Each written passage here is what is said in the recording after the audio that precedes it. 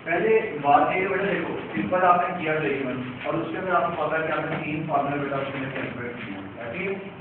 पहला क्या था बेटा fix cost divided by contribution per unit या ऐसी बात है।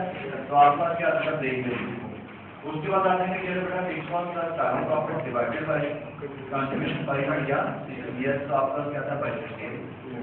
फिर आपके क्या था बेटा बजट स्केल में से ब्रेकइवन स्केल तो आपका क्या होता है यही बात है रेगुलर यूनिट सिस्टम तभी क्या हो जाता है। यही 3 फार्मूला और बेटा इसके अलावा आप लोगों ने इसके कमांड रिलेशन देखे। फिर सीएस रेशियो का फार्मूला क्या है, मार्जिन ऑफ सेफ्टी का फार्मूला क्या है, ये इसमें आप लोगों को पता है। ऐसी बात है। अब जो बेटा इसमें थोड़ी सी एडिशन आई है वो क्या है, जस्ट ओनली बेटा आपके मल्टीपल ब्रेकइवन। मल्टीपल ब्रेकइवन क्या चीज है बेटा, मल्टीपल ब्रेकइवन के अंदर से उसने बताया ये कि बेटा एक कंपनी है, कंपनी जब एक से ज्यादा प्रोडक्ट बनाती है ठीक है। अभी देखो पहले हमने एग्जांपल जब कोड की थी मैंने क्या किया था बेटा, कॉलेज ओपन करना चाहता हूँ तो मैं उसका देखता हूँ 1 लाख फिक्स कॉस्ट है, मेरे पास एक ही प्रोडक्ट है वो क्या स्टूडेंट्स, तो मैंने स्टूडेंट्स का ब्रेकइवन निकाल दिया। लेकिन अब प्रॉब्लम ये है कि जब बेटा मैं कंपनी रन कर रहा हूँ और मेरे पास प्रोडक्ट एक से ज्यादा है तो दैट्स मीन बेटा हर प्रोडक्ट का अलग से प्रॉफिट होगा, हर प्रोडक्ट का बेटा अलग से कंट्रीब्यूशन होगा, तो हर प्रोडक्ट का अलग से ब्रेकइवन होगा ना ठीक है। तो ये बात है जब कंपनी के पास एक से ज्यादा बेटा प्रोडक्ट्स होती है तो वो क्या करती है हर प्रोडक्ट का अलग से ब्रेकइवन कैलकुलेट करती है। तो बजाय इसके कि बेटा हम लॉन्ग कैलकुलेशन की तरफ जाएं कि अगर कंपनी के पास 2 प्रोडक्ट हैं तो 2 दफा फॉर्मूला अप्लाई करें, 4 प्रोडक्ट है 4 दफा अप्लाई करें, 50 प्रोडक्ट है तो 50 दफा अप्लाई करें।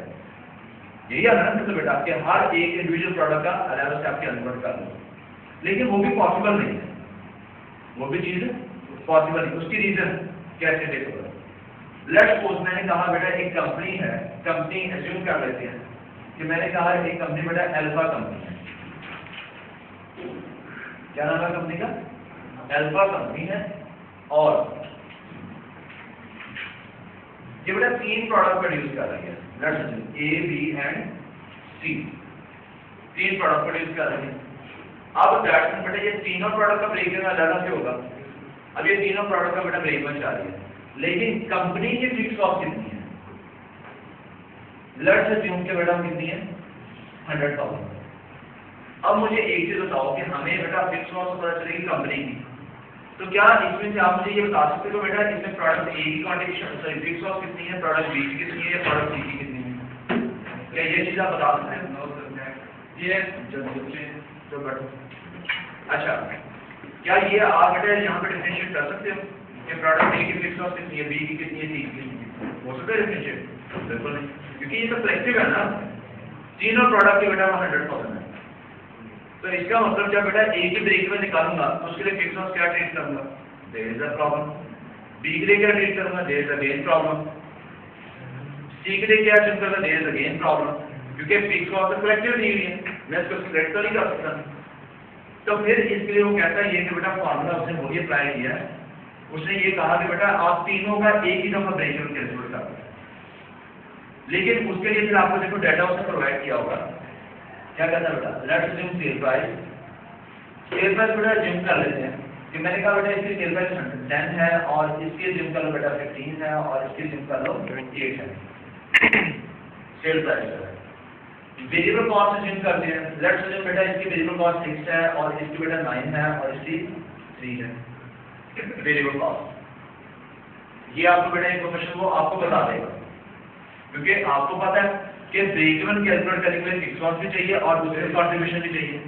अगर कंट्रीब्यूशन नहीं है तो फिर बेटा आपको सेल या वेरिएबल कॉस्ट गिवन होगी, अगर ये भी नहीं है तो इनमें से एक चीज गिवन होगी, साथ सीएस रेशियो गिवन होगी कि जिसमें से आप तीनों चीजें फाइंड कर सको, ठीक है ना।